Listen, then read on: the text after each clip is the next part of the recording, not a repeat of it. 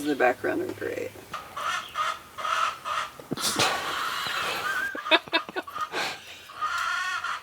I got into bird watching, which led me to the National Park Service, and I worked for the National Park Service for 7 years, and then I gave a tour to a school group that offered me a teaching job, and I met my wife, and then later we created a science and nature charter school. And on the side, I've just been exploring the philosophical questions that have kept at me all my life.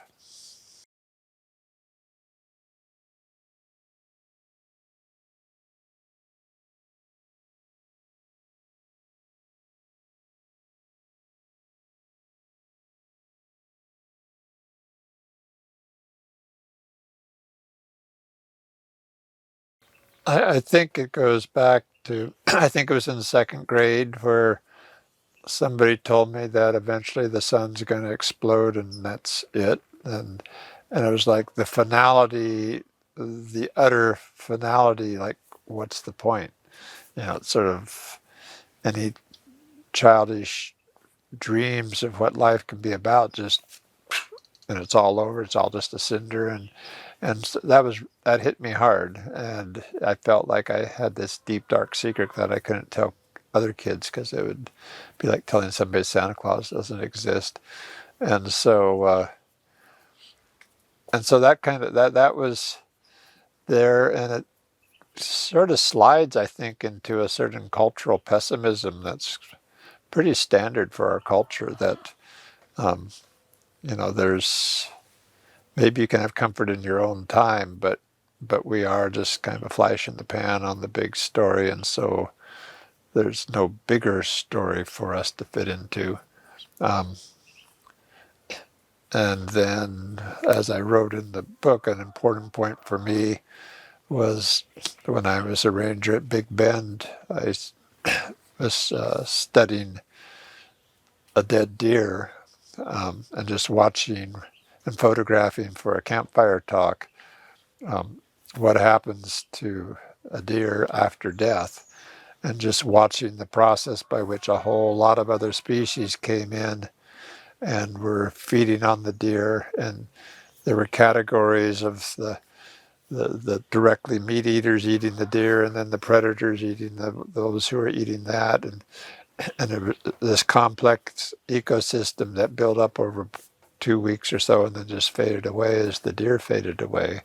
And just contemplating, the second law, this idea that energy spontaneously flows towards less usable energy, and how this deer represented, like 100 pounds of usable energy, and that energy went into these other insects and turkey vultures and such, and then that goes into the laying of eggs and maggots, but it's just gradually being used up and gradually fading away.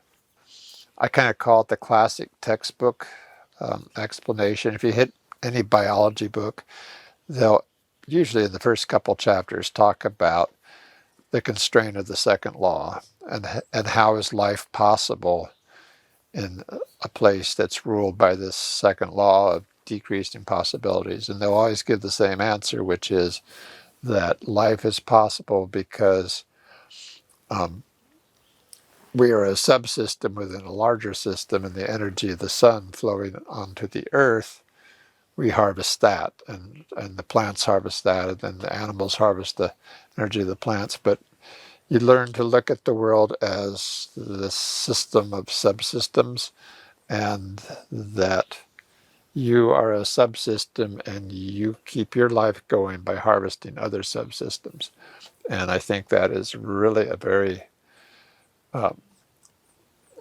paradigmatic, foundational way that we think about ourselves, that we see ourselves, and maybe we see ourselves within a group or as a nation, but we need to harvest others. And the history of the empires is this discovery that, gee, we can go take over another group and get their stuff and enslave them and make life comfortable for us.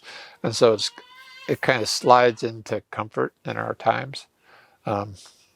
But that's just that way of looking at the world, and it's I find it ethically bleak, and but but that was my worldview, and what I've been writing about, and what we're probably going to talk about, is what's replaced that for me, and the way it happened, and the way I think of the world now.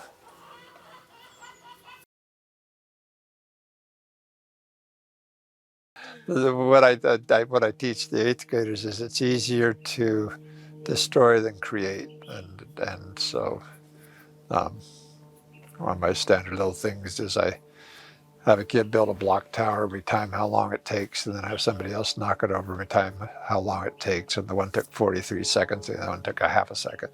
And just as people, we have to be aware that we are living in a world where it's easier to destroy than create, and especially for teenagers, think before you speak.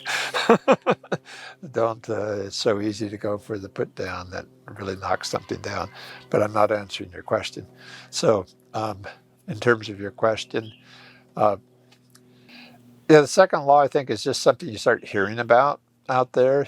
You don't hear about the first law so much, which is that energy and matter is neither created nor destroyed. It can, um, but the second law is that that matter can be recycled. It can't be created or destroyed, so it kind of just keeps going around, and that is one of the really profound insights of ecology. And as a naturalist, it just becomes one of your ways of seeing the world, that everything is, in my mind, I call it flowing. That's not quite the right word for it, but just everything we see was not here at the beginning. And it's all flowed through different processes, coming up through mountains, down under the sea, growing up in trees, getting turned into lumber. That everything is always transforming, and the materials, the atoms, are just doing this constant dance. Energy, though, has a limit on it. It has to, it, it spontaneously flows toward less usable energy, and and you can bring in energy from outside. You can build a dam that has a hydroelectric plant and has electricity coming through the wires. And you can zing it into your house and lift up the heat in your house. And the heat in the house will slowly go back into ambient temperature. But so with energy, you have this possibility of concentrating some of the energy within a smaller subsystem. And so, and because of that, I mean, if you stuck any one of us in a mason jar and closed the jar, we'd be dead eventually. I mean, even if you let air in, you're going to run out of energy and die. And that's true of everything, that if you somehow could totally enclose it, it's going to die. And so we all are dependent on getting energy from around us, and that is just the nature of the world. It's a profound truth that our lives are possible because of taking the lives of others. And so, and like I say, you can get sort of cavalier is the wrong word, but you forget the miracle of it all, and you just kind of, that's the way it is, and you get comfortable, and you might pat yourself on the back for being smarter than the ones who you stole the pension from, but it's dog eat dog, and that sort of thing. So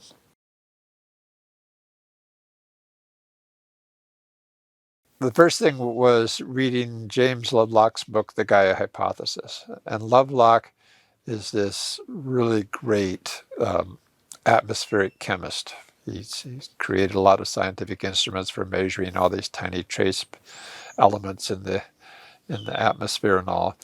And NASA approached him, asking him to come up with a way so that when they sent probes to Mars, they could chemically determine whether life existed on Mars. And so he spent a lot of time thinking about, okay, what is the chemical signature of life?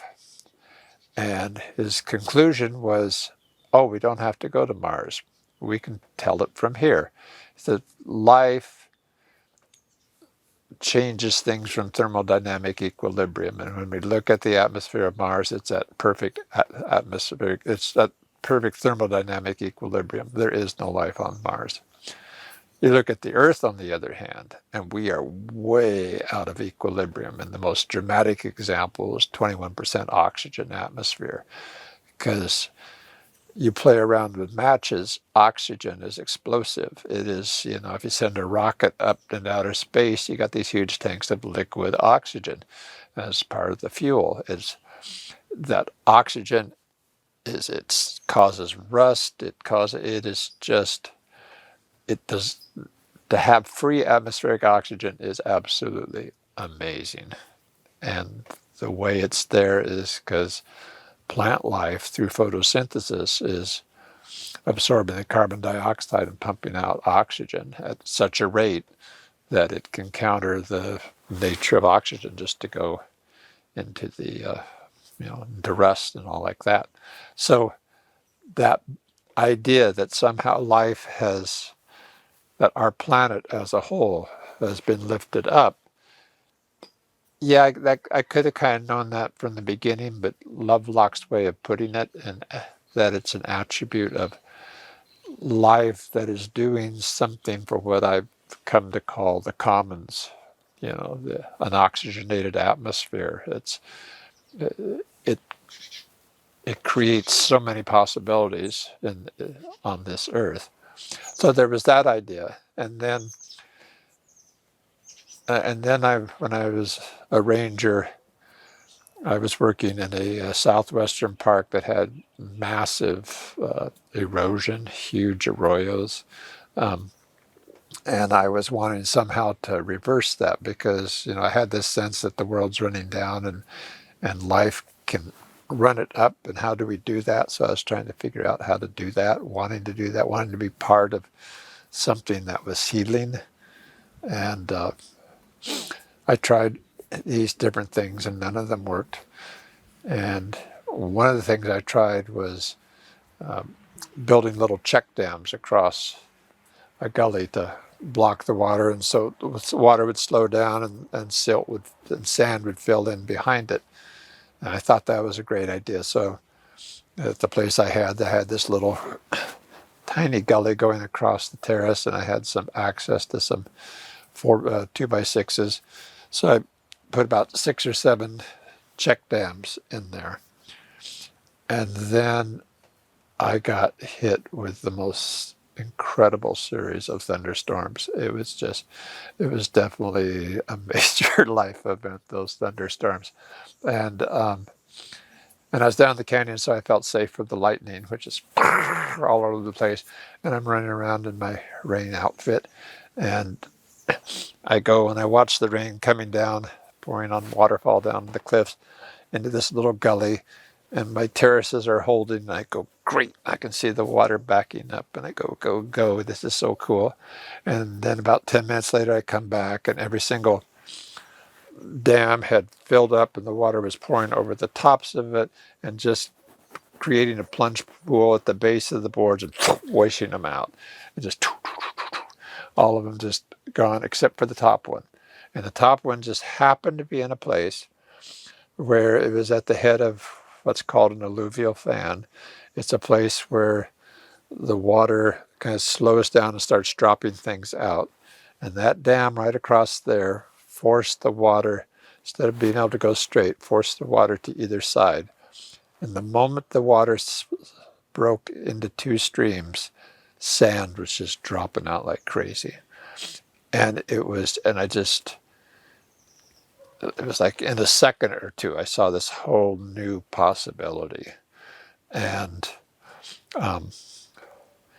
so I had 2 streams going this way, and then I'd go down and make a fork in the sand here, and then I had 4 streams, and they go even slower, and fork them, and just had water spread out across the whole terrace, and none of it made it over the edge. It all just sunk in. And that was... and that showed me a strategy by which I could help stop erosion. And ever since then, I've been hooked on what I call rain walks. I go out in the rain in places where I see erosion, and I just play in the rain, doing variations on changing water, spreading it out so more of it soaks in. And then it's a joy watching how life responds to that input of more water and the soil being able to accumulate instead of erode. So those two, I think, are the answer to your question, whatever that question was.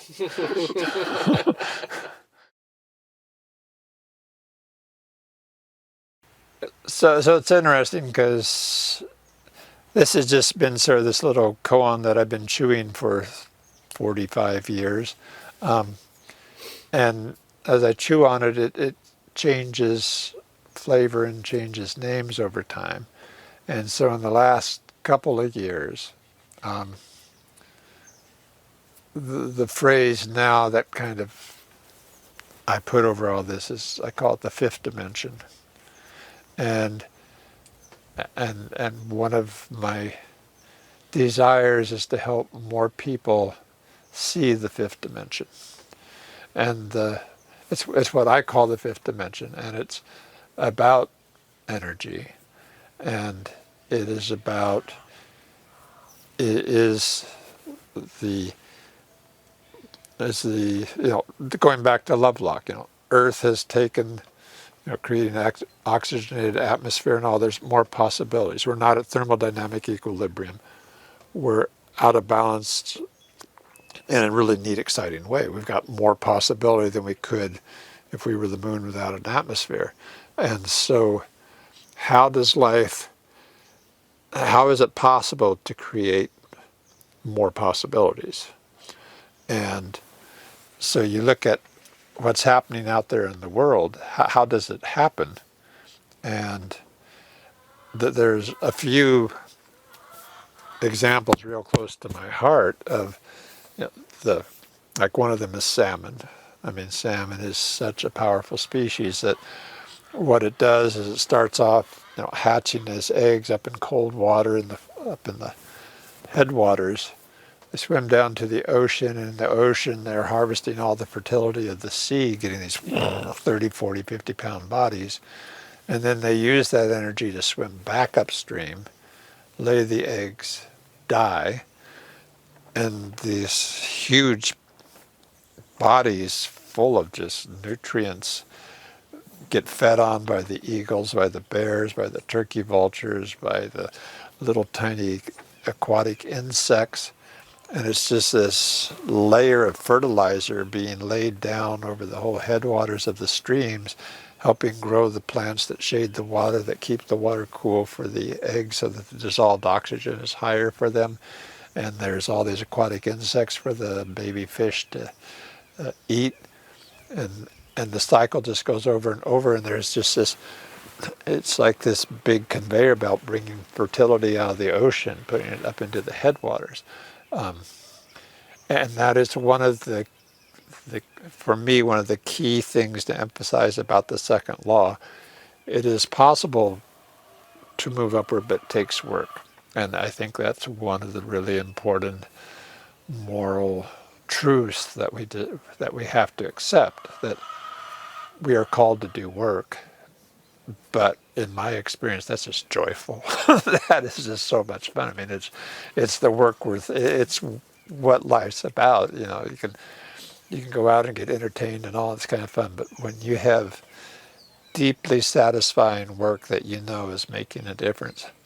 And so I'm using work not in the way of what you do 40 hours of work to get paid, because maybe that's good, maybe it's not, but I don't want that experience of work to cloud this fundamental idea of life needs to do work. That's the only way to stay even or build up on this constant flowing down. So salmon is one example. The other favorite example I have is beaver.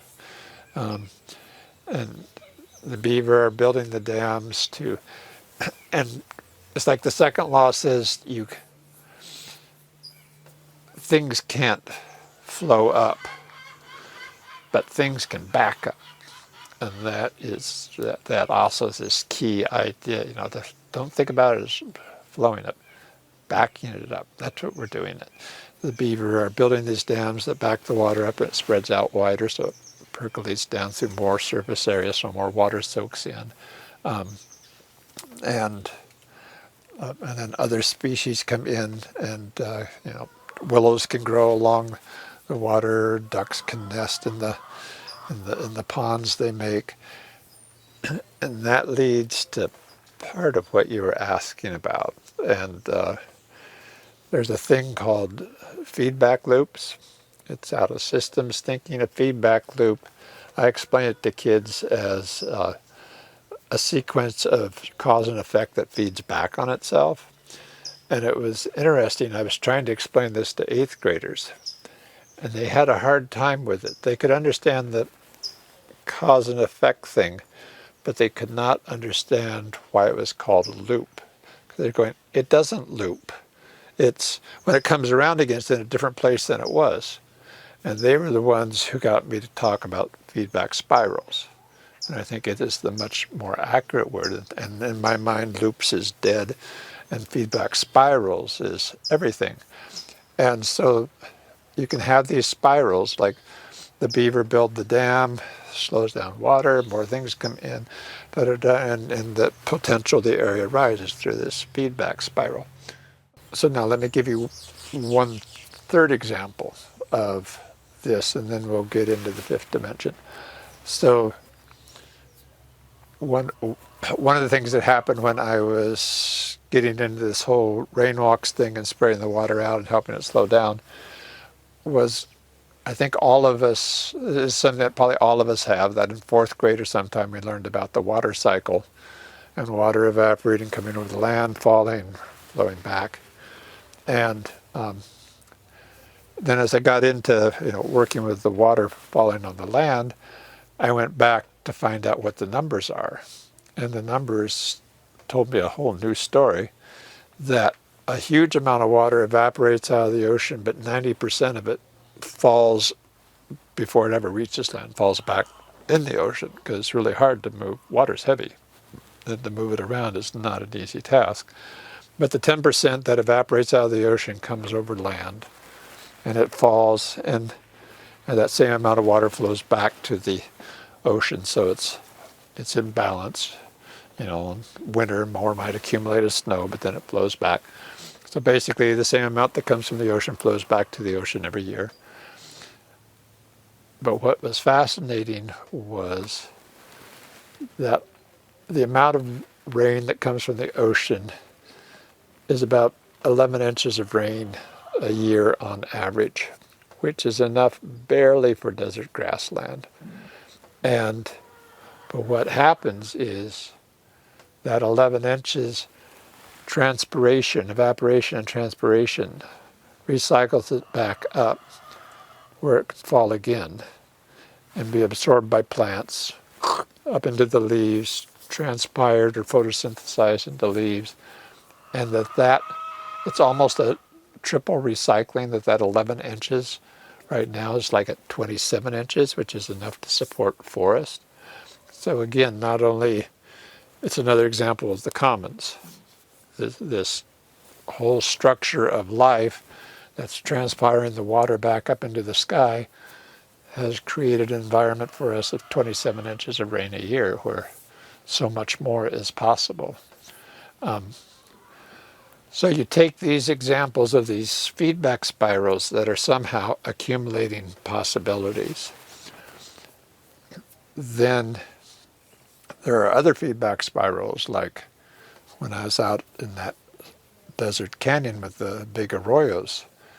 That was a very different kind of feedback spiral. That spiral, as the arroyo cuts down deeper and deeper through the sandy bottom of the canyon, it drains the water table, because the water can flow sideways through the sand to the stream channel and flow out faster than it could when it was percolating through the whole length of the canyon. And as that cuts down, and the water table drains, then the trees wither. You have just bushes which can't shelter the land from the pounding rain as much as the trees can, which allows more of the water to run off and go faster and makes erosion worse. It's carrying the soil away. And that, in my mind, was a downward spiral. And so throughout this work, I was going, okay, I'm trying to create upward spirals. There are also downward spirals out there. And it's this dance. It's, can we make the upward spirals, make more of them to counteract the downward spirals? And then, to be honest, then you start looking at your culture, my culture, and I see things that we create some wonderful upward spirals, but we also create some downward spirals. And as I thought about that, I was finding that the downward spirals in my mind tend to cluster around that paradigm from the second law of I'm a subsystem and I need to survive by harvesting the subsystems around me, and that's what I'm going to do. And my job is to have more than other systems. And that on the upward spirals, what I see is the result of life that, or to go back, I mentioned a textbook example of how biology answers this question, how is life possible within the second law, and that you do have to harvest other systems. That's a given. That's part of the reverence of life. But the question that's not asked is, what do you do with that energy? It can go into growth and maintenance and reproduction. Those are the three big categories they have. But then you go look at beaver, and there's that work. And what are you doing as a species? What we find is the world is full of species that somehow are doing the work of contributing to the commons. And I would say that is why they're here. That if your existence is diminishing the commons is going to kick you out fairly fast, because you're depleting what it is you're dependent on, and depleting what other species need, and other species will find out ways to hamper you or whatever. But the world fills up with species that have learned to somehow make a living, if you will, by helping build up the commons. And we as a species have not learned that. Or we used to know it, and by coming up with money, which is sort of equal value no matter what you're doing, whether you rob a bank or you do a good job, you can earn $1,000. We've lost our moral compass, and it's easy. And if your goal is to have more than others, then it's easy to do that by harvesting the commons, because the commons is free. And so, but in my mind, there's these two paradigms. There's the one of helping create more wealth and getting more wealth for me, more wealth than others.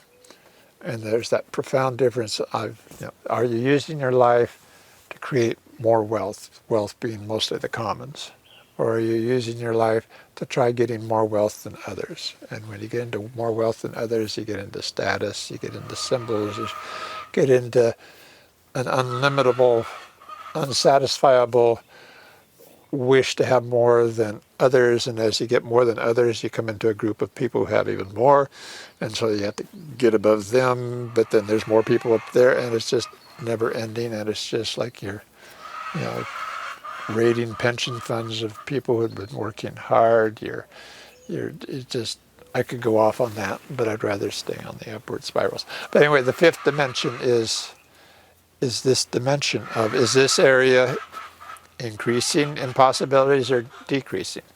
And that is in my mind, the most important dimension of all, to be able to see that, to feel it, and to navigate by that. And there was one example. Let me just share this one example, but I'm going to move. Okay. When I bring a cup of tea to Alicia, I place it on the arm of her chair where she can pick it up. One day I noticed how awkwardly she had to cock her wrist in order to grasp the handle. I realized that if I simply pushed the handle towards her, then her pickup would be easy. A little bit more effort for me, but a lot less effort for her. If I was thinking only of myself, I wouldn't think of pushing that handle further. But when I think of us as forming something greater, then my small effort benefits that larger union. Since then, turning the handle a bit further for each other has become a silent way of saying I love you. I try to see my interactions with this world as like the teacup. When I see myself as a creative part of the larger world, I see more opportunities to nourish upward spirals.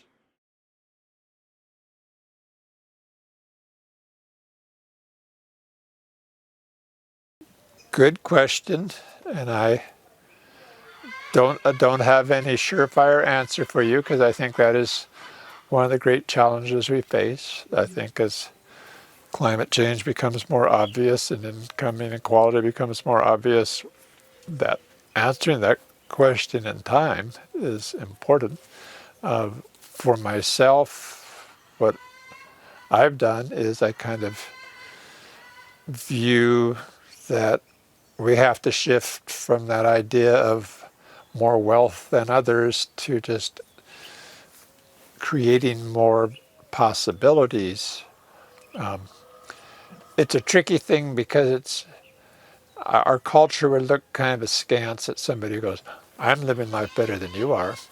We don't like that, and yet there is something profoundly important that happened in my life where it took a new direction, and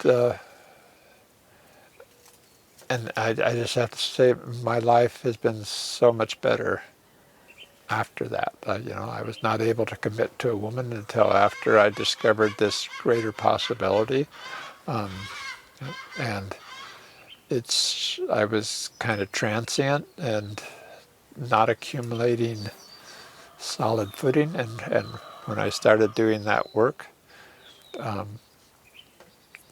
things have just gotten better over time. And so for me, a lot of it is just showing little things like the teacup, just trying to reach people with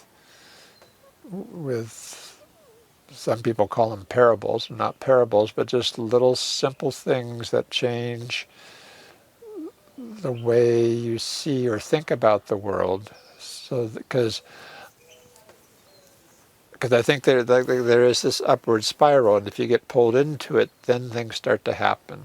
And so I'm trying to just create invitations to people to, and that's for me, that's because of the way I got into it. Other people, I can honor other people who are out there doing the hard work of working on some specific project and just really giving their all to it and really making a difference. And I think that's part of the challenge, is that each one of us is unique, and there tends to be in the media this kind of push to,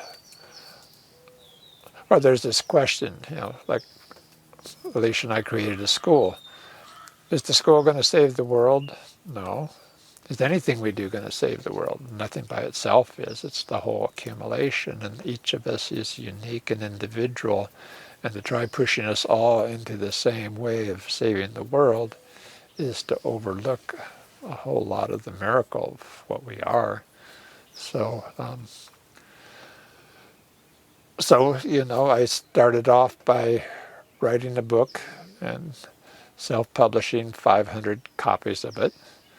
And now I'm here sitting with you folks here making a video, and as to who will watch it, I do not know, and as to what effect it will have on you, I do not know.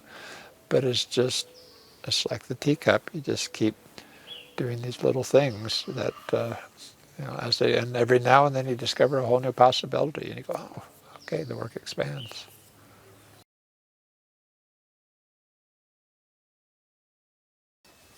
Let me share an interesting experience I've had several times. And through various ways, massage became important to me. And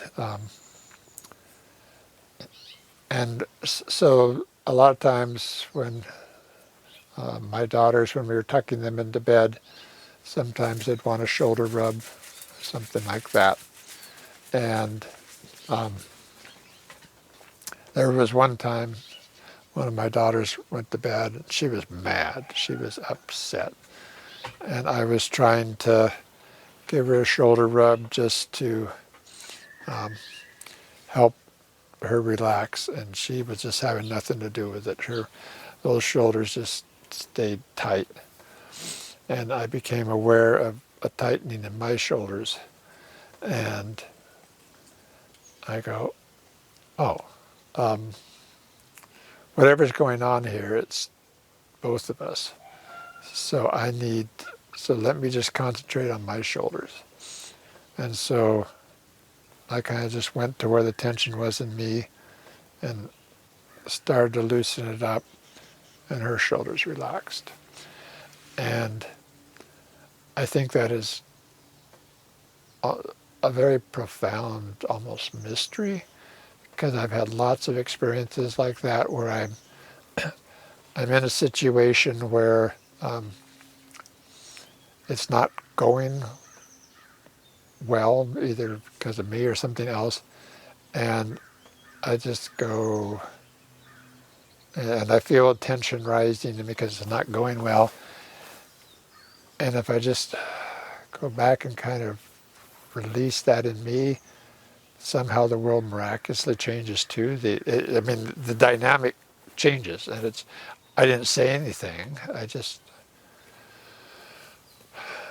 kind of, and so it definitely gives this sense of there's all this connection going on between it, as to whether it's feedback spirals or something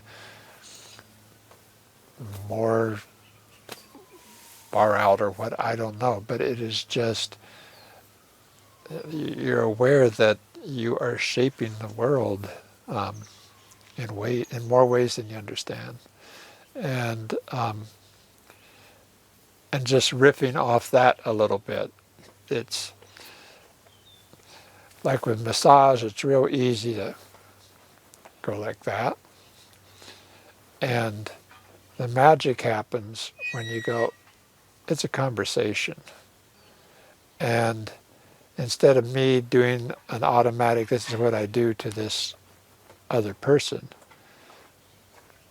I start feeling their muscles, and I'm just kind of having a conversation with that. And their muscles start to move in a way that suggests I should, and profound things happen then. That's sort of how Alicia and I fell in love and got married. I was giving her massages. But it's, and I find that to put a totally different kind of story in that same basket, I remember that chrysalis we were interviewing for an after-school program person, and the program was run through the county, so the county performed the hiring process, and so the county HR person came, and I was part of it too, and there was like 7 questions, and we'd take turns asking, and you could not ask a follow-up question. There was these 7 questions, and it was such a dead interview. And And then we had a chrysalis interview where we just are talking with the people, and one of the ladies we interviewed, she didn't get the job, it turned out, but she was a nice lady, and she was going, this interview has been so nice that all the other interviews I go to, it's just, there's no connection. And and um, and I think about that. I know why the questions are asked the way they are, because there's been court cases of fair, equal employment opportunity thing, and our culture tends to come out with sameness as their measure of equality, and the sameness is deadly. It's the uniqueness of each person that lies the hope, and to treat everybody equally. Yeah, and we experience that in education, that somehow we want to have that any kid going to any school is having equal opportunity. Well, that's a bunch of BS, because the rich schools are going to have a whole lot more resources than the poor schools. But also, even independent of all of that, if you have a school that has 3 third-grade teachers, everybody knows that there's one teacher who's really good. I really want my kid to be in her class, and more than a third of the parents want their kid in that class. And so as an administrator, just, you can't do that. And so instead what you say is, every class will be equal. We'll teach these textbooks, to these frameworks and these standards, and therefore, yeah, though this one teacher might be popular, they'll all receive an equal education. And our experience at Chrysalis is that's deadly, to teach out of textbooks, to teach grade level standards, to teach all of that. It's like, okay, I'm doing the same thing to everybody, and there's no conversation.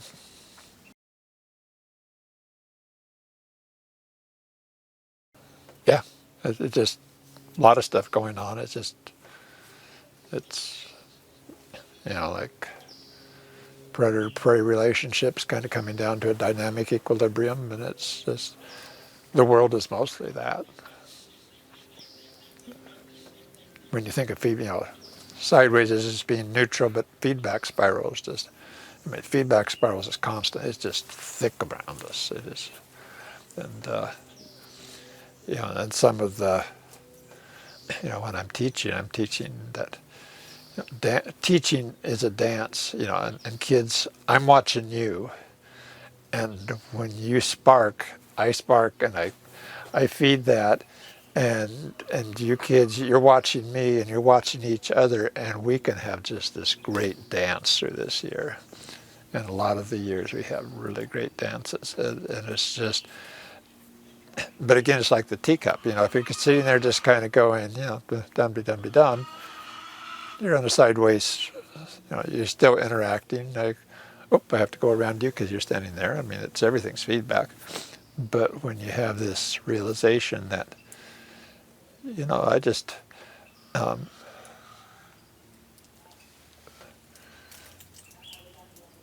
how you answer a question, whatever the energy you bring to it, it's all, you're rising up, you're falling down, you're tired, you can, heck with all that stuff, I'm not going to try.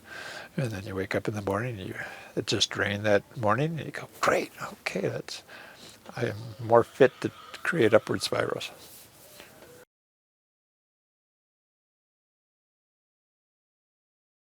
I think speaking from a spiritual point of view, I think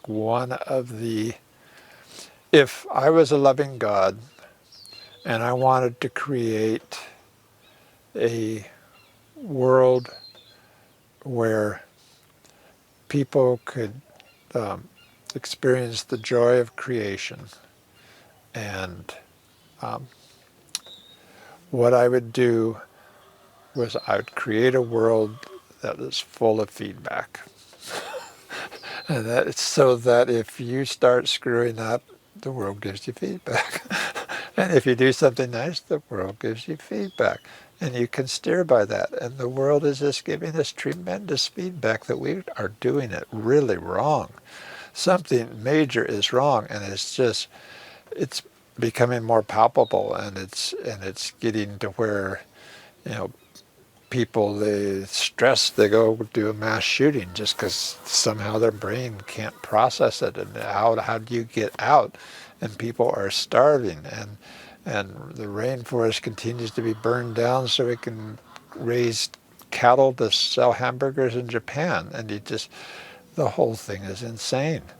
And the world is giving us very loving feedback that, you know, you got to solve this problem or you're going to disappear. There's nothing sacred about you per se. There's been mass extinctions throughout history, and you know, you pride yourself on your smart brain, but you somehow are so stuck in this symbolic world, and so out of touch with what's actually happening. You're looking at your ledger sheets and trying to make sure you can retire at 70 and or 50 or 40 or whatever, and that's all beside the point. And if you want to ignore it, great. We'll get come back a couple of years. The feedback we give you then is even more. You are going to get the message eventually. So it's all a question: when do you want to get it? Do you want to, you know, like I remember this one time I was sharing with my 8th grade class this really wonderful essay by Donella Meadows, who was a great systems thinker. And she had this article talking about, it was called global warming back then, but she was saying it's really important to distinguish between leading causes and trailing effects, and that the leading causes are increasing carbon dioxide in the atmosphere. Temperature rise is a trailing effect. It's going to be decades after the leading cause. And if you focus on the trailing effects, the time lag is going to kill you. And you have to focus. We already know. We already got the measurement. CO2 is rising. And I shared that article, and Daniel looked at that. And he said, this was written 20 years ago. We haven't done anything, have we? And I go, no. And that story is 15 years ago. So it's been like 35 years where she was saying we need to look at and so it's, you know, now it's getting bad. And now we don't know if we're going to make it or not. And we blew 35 years. You know, so can we learn from that? Can we learn, you know, it's everybody who's tied to the current system wants to do too little too late. And, you know, one of the thoughts I've been having recently is go, okay, imagine you could pop into a time machine and pop forward 40 years from now. And and the world you saw was really bad. And you came back to now, what would have to be done? You know, would recycling your trash be enough? Would stepping out of the whole money system, could you do that? Well, that's kind of scary. Yeah.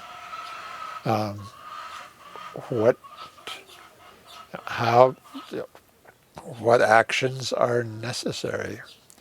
And like one of my, you know, when you start looking at the world from the 5th dimension point of view, one of the things that's the worst thing we're doing is war. War is just absolutely stupid. I mean, you are using precious resources to go blow up resources that have already been built, and then you have to go rebuild those resources. It is just an absolute waste of the commons, and really stop war right now. If you want to save the world, stop war right now. Okay, that's a big step. How do you do it? And everybody's kind of walking around, well, that's the leaders. And you go, okay, how did they become leaders? And what is it that, well, some people are making a lot of profit off of it, and a lot of people, that's their job. And okay, so does it just keep rolling on like that? You know, just these are hard questions. And, as to how it's going to come out, I don't know. And I kind of have a certain faith in turning the teacup handle, but but honest conversations with one another and just, I don't know. But like we were talking earlier, that Schumacher quote, I just think it is such a great one. So I'll repeat it for people who are watching this who have no idea what I'm talking about. That one quote that really helped me move beyond the doubt that questions like that raised in me was E.F. Schumacher, who's most famous for the book Small is Beautiful. Somewhere he wrote, I am often asked if I am optimistic or pessimistic about the future. If I was optimistic, I'd grow complacent and stop doing the work. If I was pessimistic, I'd fall into despair and stop doing the work. The best thing to do is ignore the question and keep doing the work.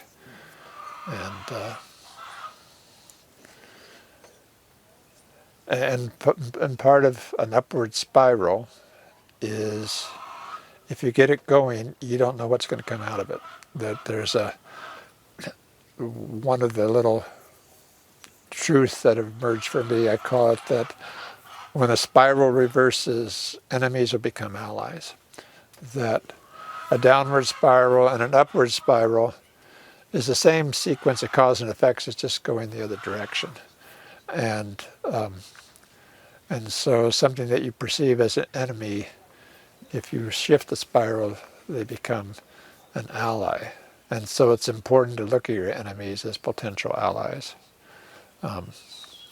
And just keep doing the work.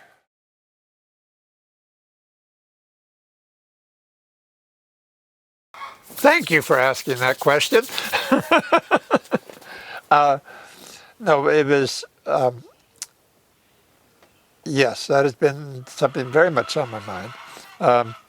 Because as I started doing my rainwalk work, that what I'm experiencing when I go out on rainwalks is you have this heavy rain falling on the land, and when the rain hits the ground, it can go one of two ways. It can either soak into the ground or it can start to run off. And so the runoff starts small, just these little trickles, and as they come down, as they converge, they get more and more power. And so I'm working in an area where the water, the runoff has converged enough where it's starting to erode. And one of the most important strategies I learned was to go upstream. And if I go upstream enough, I'm going to come to a place where it's within my power to make a difference. And as I make differences up there, then I can start making differences down here because there's less power flowing down here. And so there was this idea as I was working, I was kind of going, okay, there's some place up there where I can make a difference, like the teacup handle. And so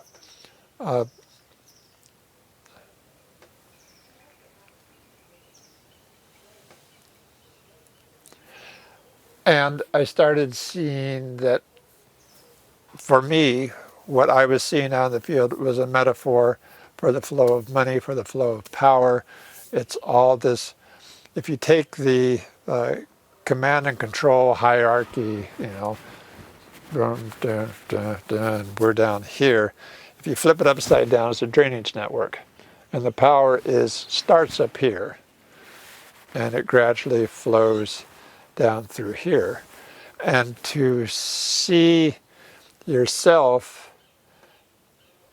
your power, what is your power? What is this? Like when I look at a square inch of land, when the rain falls on it, how much of it sinks in, how much of it runs off.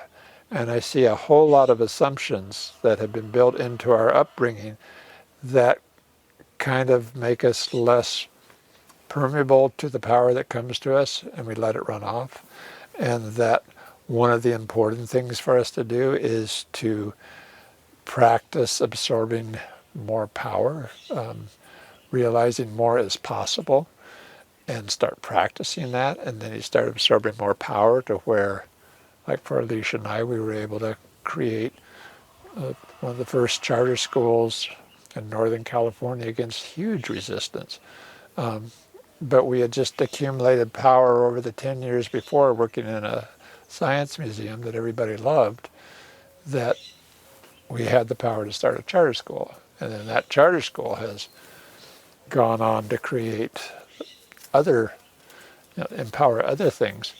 And so that decentralization, I kind of, looking at it from my filter on it, I call it the invisible power, that it's easy to see the water roaring down through a gully during a rainstorm, and it's harder to appreciate the power of all the grass growing over the entire slope over a month's time. But that's the invisible power that's spread out, it's diffuse. And so one of the examples that's, I think, important is it goes, in our culture, we call it income inequality. I don't view it as income inequality. I view income inequality is natural. It's always going to be there.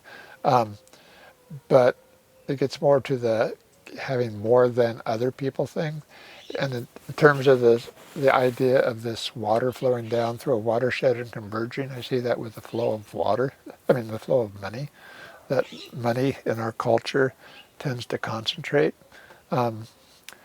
And that when you look at the natural system of water, there comes a certain stage where really that convergence is bad. In terms of my view of creating life and all, it's much better, like I was talking about the water cycle, that recycling of water.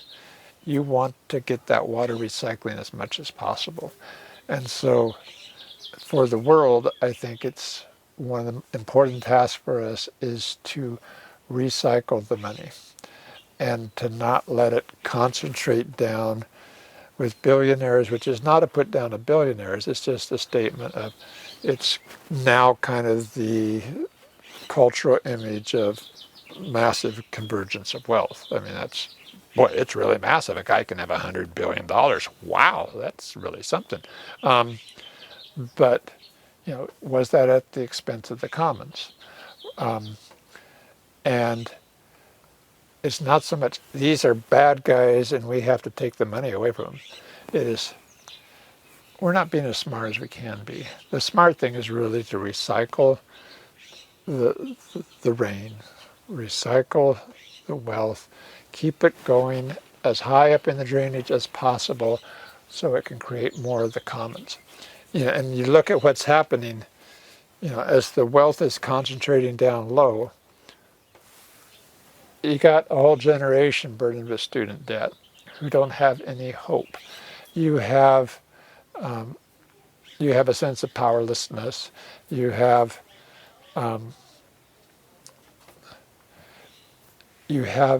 all these bad effects. Housing is, you can't afford it because it's all driven by speculation and interest, and what we need to do is to invest the wealth better. We need to tax the wealthy more because you're not even paying what we're paying and percentage-wise. And we got to think of, okay, what are cool things? Where can we put it so that it'll create the most photosynthetic surface area to create upward spirals?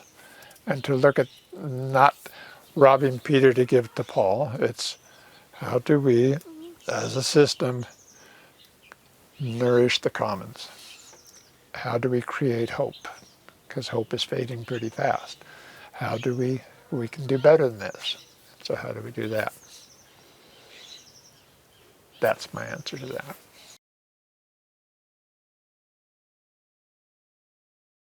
Depends what you mean by my work. Well, there's my rainwalk work, but there's, like I said, in the last couple of years, it's becoming the fifth dimension. It's a way of seeing the world that I think I feel called upon to try helping people see that as a dimension. To see is it increasing in possibilities, that not to view yourself as separate, to see yourself within feedback, and every single moment is a possibility to tweak things. So, I mean, even if you're like this, to tweak them to where it's like this, that's better. And I think that's one of the things in terms of your great turning question is if you feel like you're going here and you want to turn it here, you got to realize that before we get from here to there, there's that. And it's going to get worse before it gets better, which is why we have to be making the changes.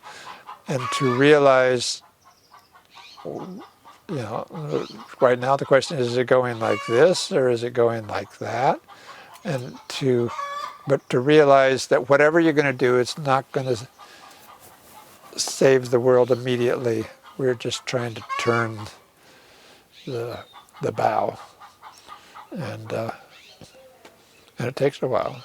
It's like I used to use the example of a bicycle. If you're going too far to the left here, and you start turning the wheel this way, you're still going off that way, and you're not going to. And when you finally get this way, you're going straight, but you're way off over there too far. So it's not until you get it that way that you start coming back. And then a lot of times by the time you get there, you're so far over here, you're going too far that way, and the whole thing repeats again. But it's realized, and this comes back to where I was saying, one of the fundamental realities of the second law is it takes work. And there's not going to be any easy way out of this. But the idea of work is bigger than we realize, like the teacup handle, that's work.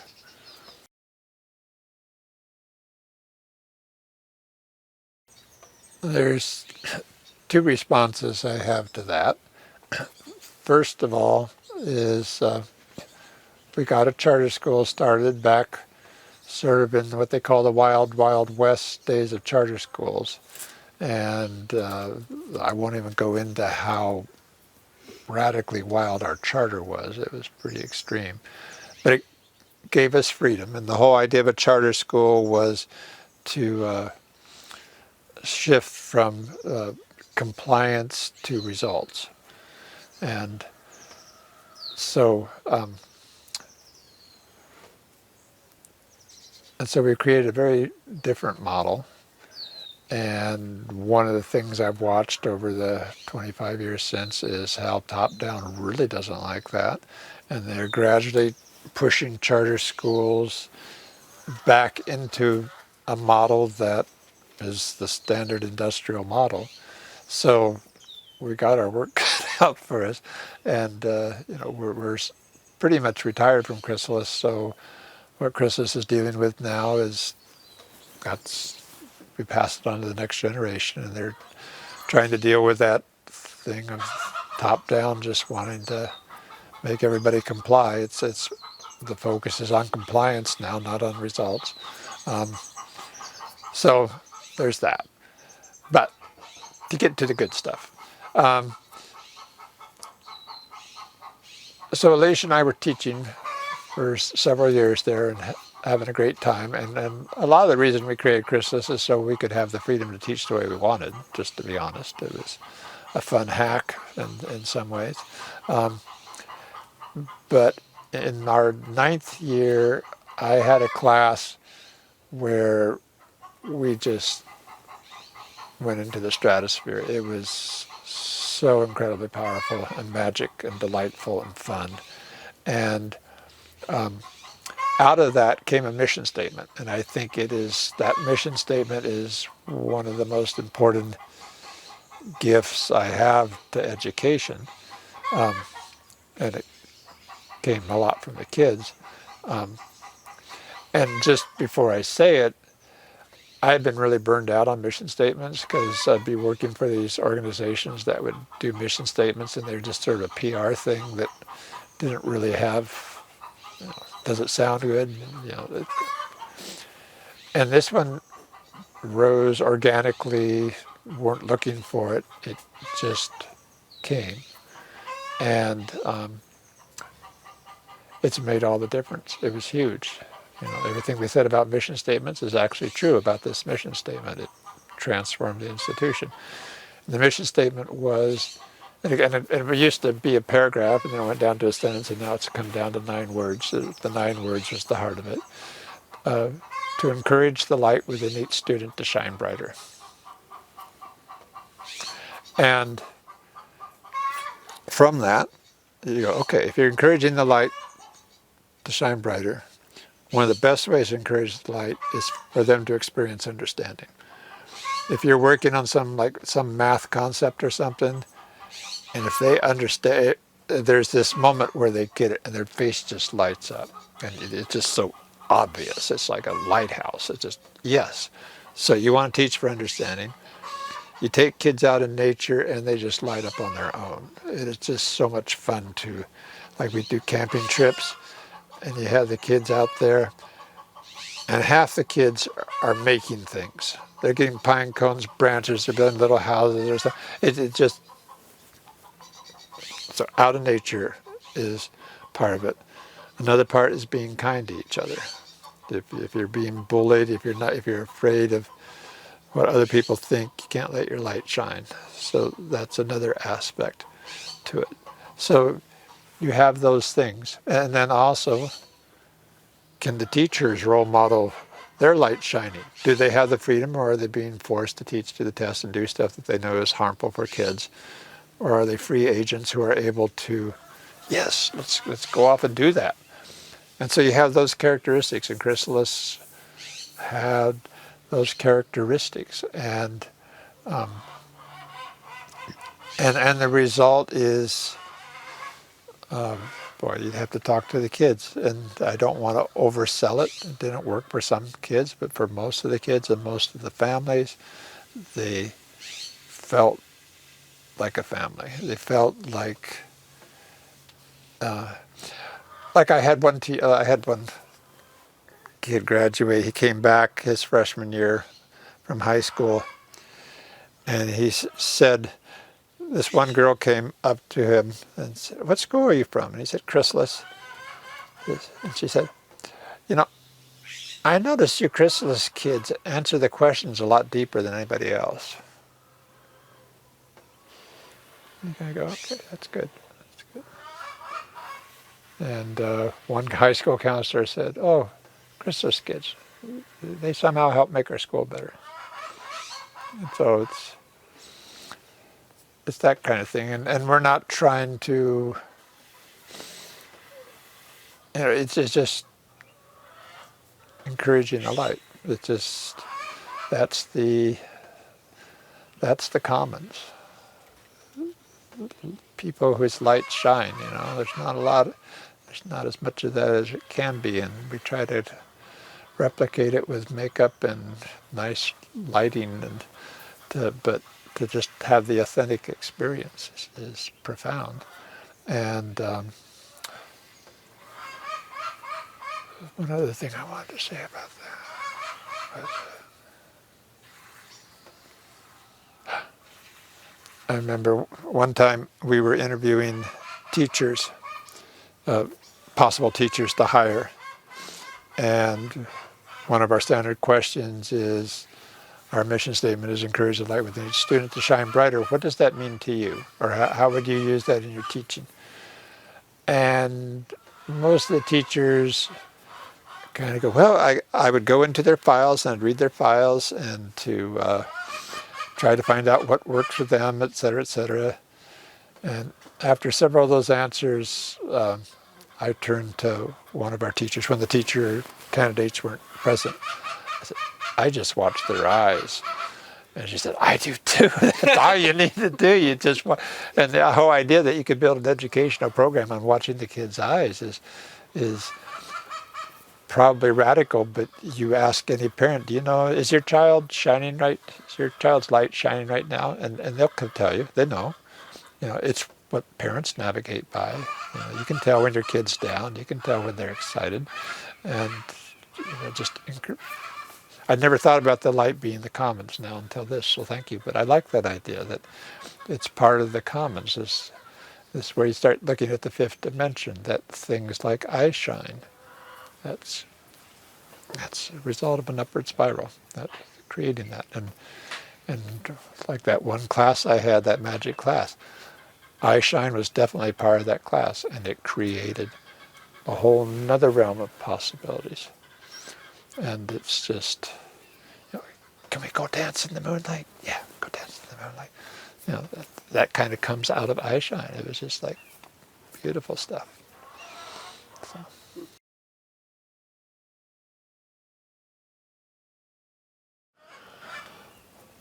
Well, I've gotten letters from readers who have expressed that, and that delights me, of course. But I have not been in their presence to that, so I can't tell a story about that. One story that kind of comes to mind, but it's off to the side, so it might not fit in with this. But a couple of years ago, I was helping Alicia in her 6th grade math class, and we had 3 boys new to chrysalis, and they were struggling in their math, and so Alicia had me work with them. So I had a table, actually, and there was a 4th boy that joined them. So these 4 boys, they weren't very strong in math, and I was supposed to help them. And they were just so squirrely that it was really hard to get anything done. It would be, what would happen again and again is, it was impossible to teach all 4, so I'd focus on one kid, and I'd go, okay, now here's this math question here. So what do we know about this? And then this, and we get close to where they give the answer, and I'm asking about this, and the other kid's, I almost had this kid get to the point where I could get the feedback to know what he doesn't understand so I can teach it. And I couldn't get to that point. They were just so squirrely. I could never figure out what is it they don't understand so I could teach it. And at a certain point I realized they're protecting each other. They know that person is getting put to a situation where they have almost 0 chance of answering it right, because you got infinite number of numbers you could give us an answer to any math problem. 0 chance, you're going to be embarrassed. We protect each other. And once I realized that, I go, oh, okay. And then it took 2 or 3 months of going, we want you to understand the math. We're not giving you grades. You can't fail. We really want you to understand the math. And it took them 2 or 3 months to understand what it meant to understand math, because they had no idea what that experience would be like. But about halfway through the year, they started coming around. And one of the kids, especially by 8th grade, was a good, strong math student. But that one that you're not being judged here, you're not being graded, and and if you get it wrong, it's not wrong. It's feedback to me to help you go deeper. And so I don't know if that answered your question or not, but the fact that they became math students was a success.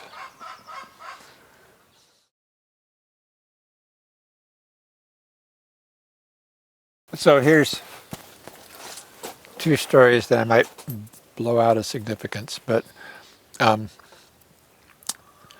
when I used to work up at Denali National Park one year after the season was over, like mid-September, park was kind of shutting down. I stayed late, and I went hiking, and I was went hiking up this beautiful glacial valley, and I was up at the head of it, and I was sitting there, and as I sat there, 2 wolves came trotting up the valley and went past me and turned up that side valley over there. And as I just sat there, I had this sense that I can more easily explain by cutting to contemporary thought, and that is I hear more and more people talking about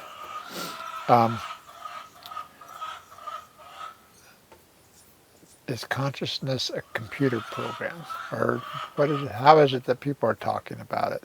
Can computers become conscious? Is that it? Or but anyway, there's somehow this becoming more and more common in our culture to somehow look at computers and consciousness somehow being related to each other. And I go, okay. But my thought back then was, why is it, and it's kind of reductionist, like consciousness can be explained as this neural net of connections. I go, so back there in that valley, it went the other direction. I am surrounded by incredible numbers of processes, any one of which I could describe as synapses. That when a rock tumbles down from a cliff, it follows a path, and it won't stop on anything above the angle of repose or move down till it gets below the angle of repose, and it'll slow down and come to a stop. The water is going to flow into the lower, plants are going to grow where south-facing slope is going to have bushier plants than the north-facing. Everything around me is exactly what people are talking about. Oh, a computer network. If you're willing to think consciousness can arise from a computer network, then you are sitting in the midst of the most global mind you can imagine. And the only reason you can't see it is because you're only a tiny speck of it, and you're not humble enough to realize that there is something far beyond your imagination being thought right now. And that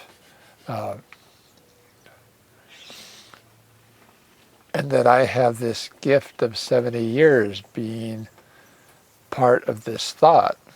And it gets back to upward spirals. What do I do with this gift? And do I contribute to this or take from it? And it's just this, do you call? So I profoundly believe that is true.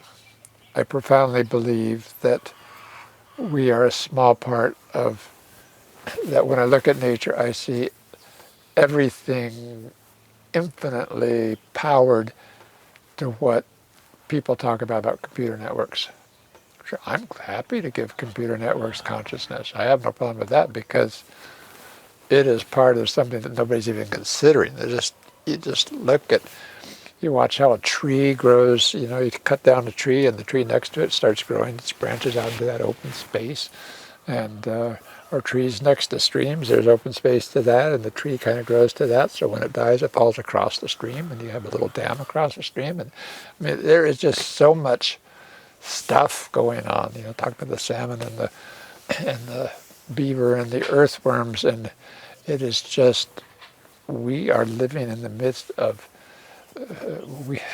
we've been born into this mind and mind's the wrong word for it. It's something so much vaster and more wonderful, and it's we came into it, we'll leave it, but we're part of it, and then we're part of something that's going to keep going on. So that doesn't really, at this moment, doesn't frighten me. It's kind of like my molecules are come back again another way, and like if I was a trilobite, I'd hate to be stuck as a soul of a trilobite when a billion years later there's a lot better show going on, and just stay up with the show. It's just so anyways. So that's one story.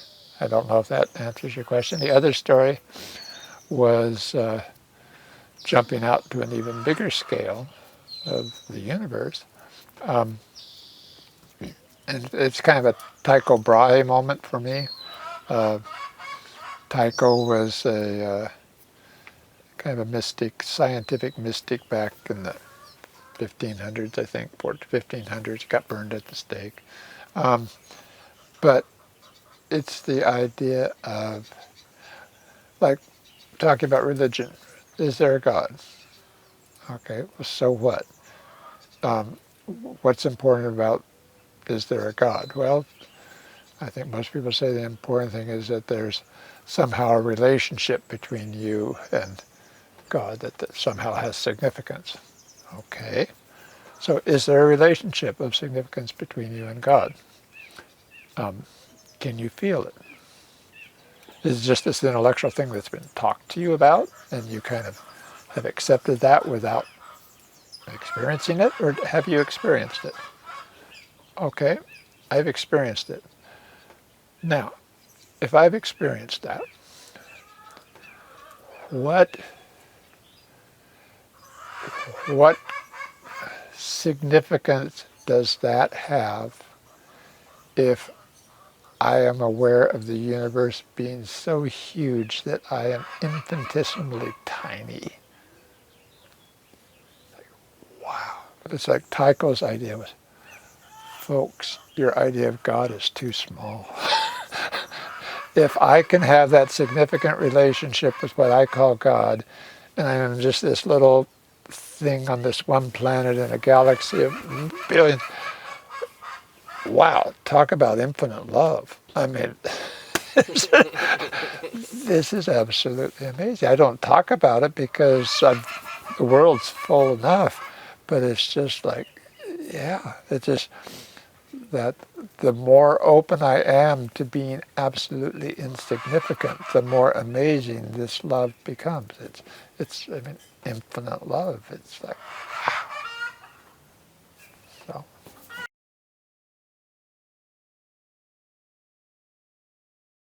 Yeah, almost everything I produce for an unknown audience out there has included a paragraph somewhere like, what is possible for us? You know, we have the gifts of hands with opposable thumbs, we have sight, we have mind, we have feet that can move around, we can see possibilities, we can talk with one another and generate group work that can change flows and create. What is possible with these gifts? I mean, life has given us so many, you know, and that's the commons again, you know, that life over hundreds of millions of years have created an opposable thumb and flight, birds flying around. And it's just, you know, we're too good to go down because we can't step out of wanting more money than others. I mean, so much of our energy is going to status and trying to be better than somebody else. And it's just such a waste.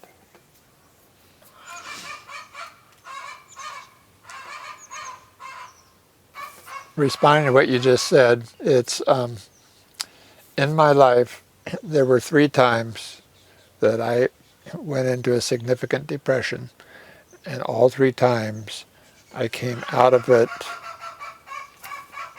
in seconds. Mm-hmm. And you know, it's kind of like Paul on the road to Damascus moments, where it's just kind of, whoa, okay, things are different.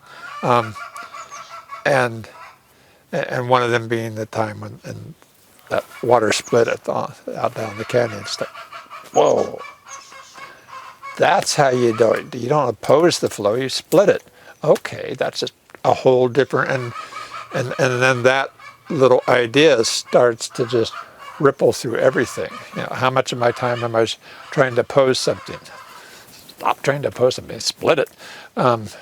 Offer a new path before opposing the old path.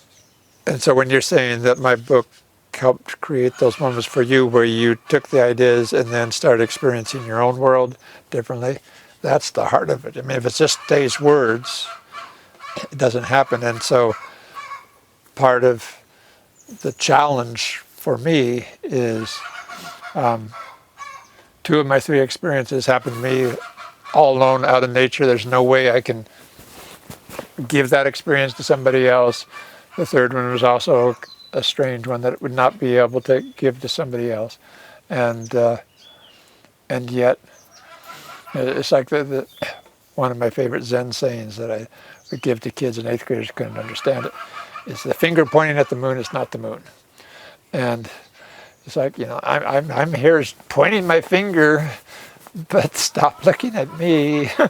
I'm trying to point to, the commons, the possibilities, the miracles, the dance between us all. This is good stuff. But I can only have my finger. So anyway, yes, that is the creative. Somebody calls it the creative gap. It's what you wish to have happen and what you can actually do. There's always a gap, and you have to. I teach that to the kids. You can either get discouraged or you can get resilient. And okay, so I got partway there, and I learned something. So next time I can get a little more there. And keep working on it.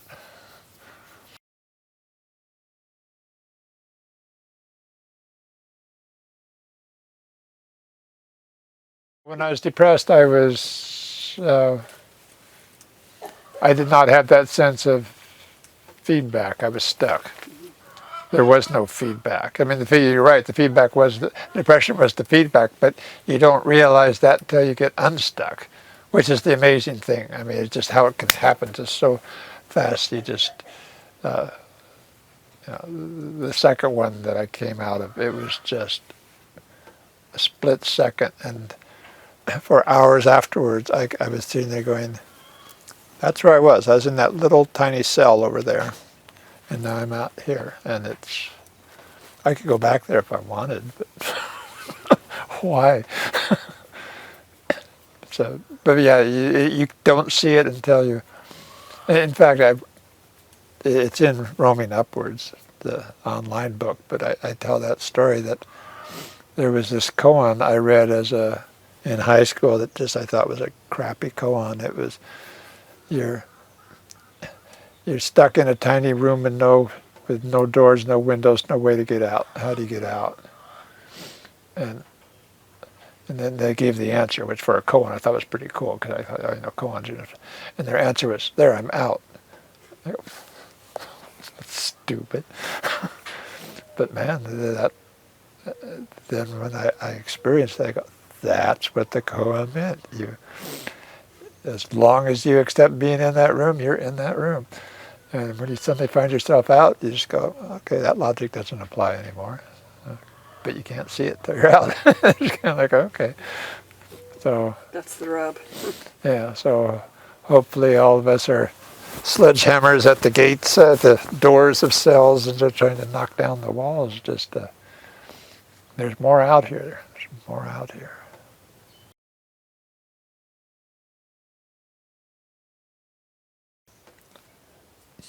I think I might tell him, those couple of times that you had a goal like bicycling out to Multnomah Falls and back, and things that you had this vision of what you want to do and you did them, that's really important. Keep doing it. It builds a confidence. It builds agency. It builds, when you have a little vision of what you'd like to do, make it happen. It might not be a big thing, but just doing it, it's important. And do you have a vision now? Something that's pulling you? Yeah, save the world. It's real easy.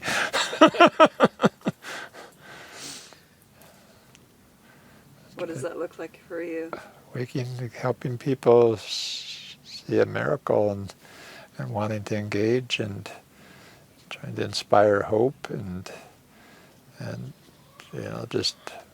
I'm a grass blade on a slope. I have just limited power, but to use whatever I can do to help in that great turning. It's just, it's just, there's been different projects I've done. I wrote Shifting, and then I Seeing Nature came along, and then I made that movie, The Upward Spiral, and it's then created Chrysalis. But it's just these. I keep trying, and the feedback I get is, okay, some good stuff happened. World's still in danger. So you didn't save the world yet. So, okay, I'll keep trying. And gee, I run into this group of hollow people who they just keep coming back and helping me out and talking to me. And okay, so maybe this time it'll go a little further. Well,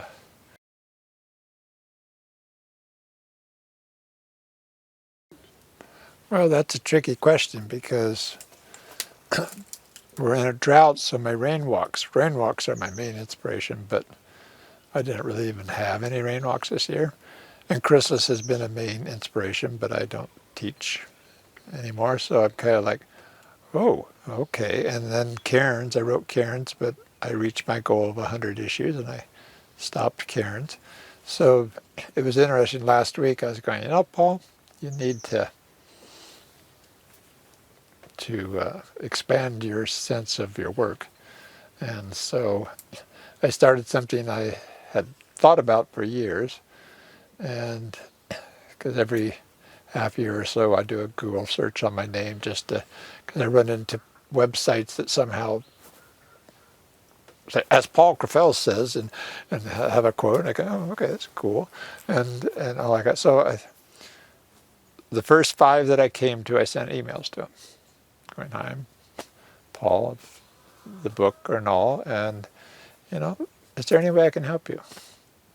Any kind of collaboration? I'm kind of trying new ideas here. Is there anything?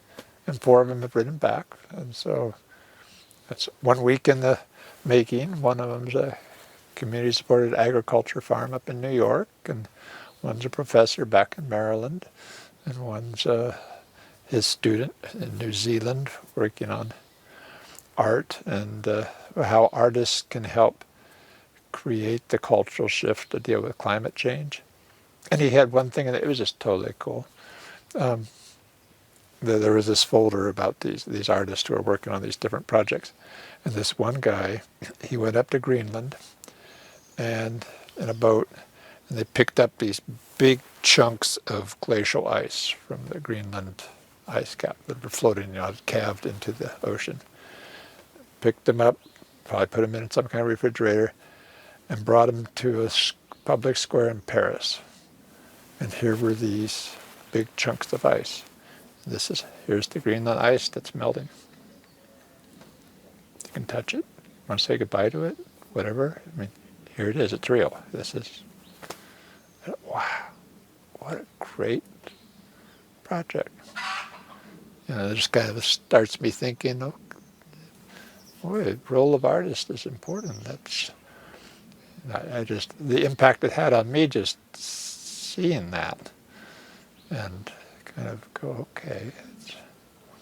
So, maybe I can do my work in a way I'd never thought about it before. So there is one other project I'm working on. It's a new one.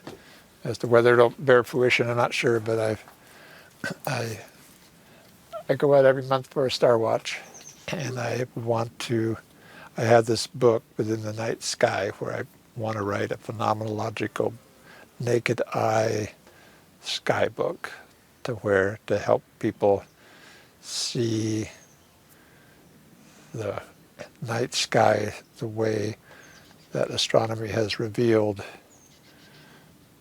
as much as is possible with your naked eyes. And so I've written a few things in my blog on that, but I just, because when I get out in the night sky and when I can see it more deeply, it's like, oh, okay, yeah, that's a good thing to have as a foundation. I was mentioning how with the Earth giving us lots of increasingly stronger feedback about we're going in the wrong direction, and how do we change things around. For me, it's fascinating watching this dynamic that's happening that is in most of the world, birth rates are going down. And in my mind, I go, yes, that's exactly what needs to happen. It is without a doubt, there's, if everybody who is being born, if our population is going up and if everybody was trying to have the lifestyle we have, the earth couldn't handle it.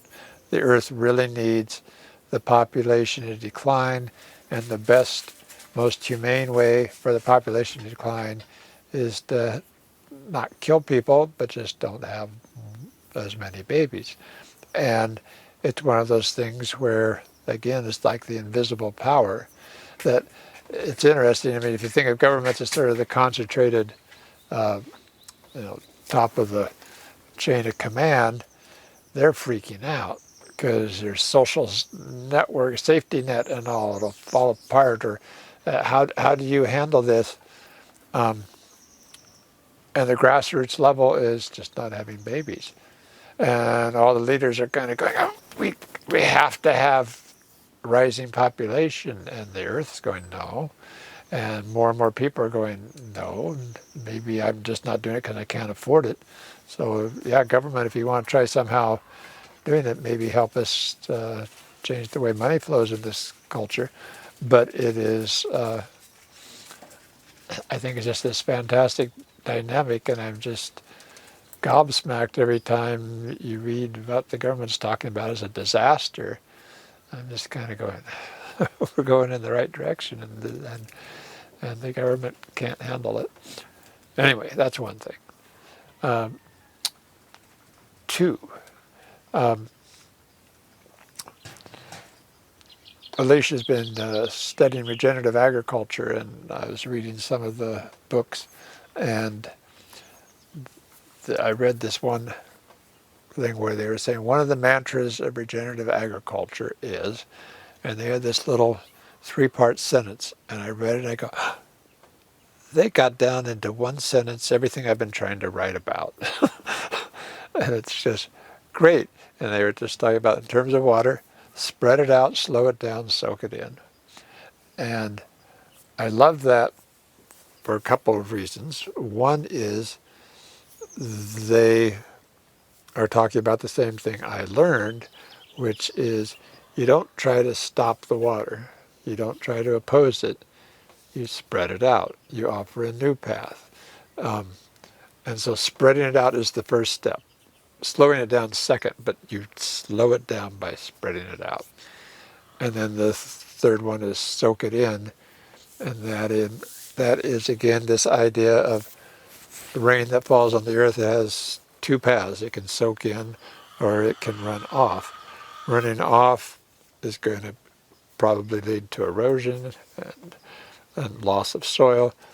But the other path is one that's really important to soak in, because when it goes in, it's probably going to be pulled up by the roots and go up into the leaves, and it's either going to do transpiration or photosynthesis. Transpiration is the recycling of the water that's going to give us more rain, and photosynthesis is this miraculous taking of a gas in the atmosphere, carbon dioxide, and water, and splitting that and recombining it into sugar and atmospheric oxygen. It's just an incredible creative process that also solves the problem we're having with carbon dioxide. And so just the more water we can soak in, the more the transpiration, the more the photosynthesis. It's a spiral. And so being aware of the importance of that soaking in, being aware that this, what you'd consider a downward spiral power, gets transformed into an upward spiral. The enemy of runoff becomes the ally of groundwater. And related to that is, just to emphasize something I said earlier, with the second law, you can't get water to flow uphill, but you can back it up. And I find that the idea of thinking of backing up is a really interesting visual thing to let get into your mind. Just what does backing up look like? Because with water, it's pretty easy to see water backing up. It's harder to see soil backing up. It's easy to see cars backing up on a freeway.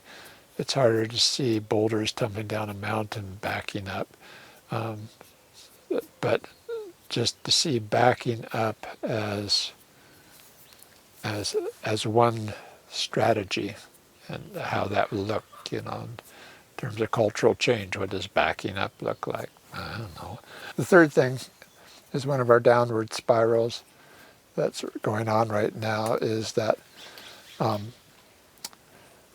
politics are such that are shaped by political donations, and that as wealth accumulates on fewer and fewer people, those people who have been most active in harvesting the commons for their own personal benefit acquire the power to shape political decisions, which then furthers legal authorization for that harvesting of the commons. And it's a source of corruption, and it's one of the areas we need to change. That we need to be aware that the concentration of wealth also leads to a concentration of political power and harvesting the commons, and degrading with feedback, downward spirals, what could be an upward spiral.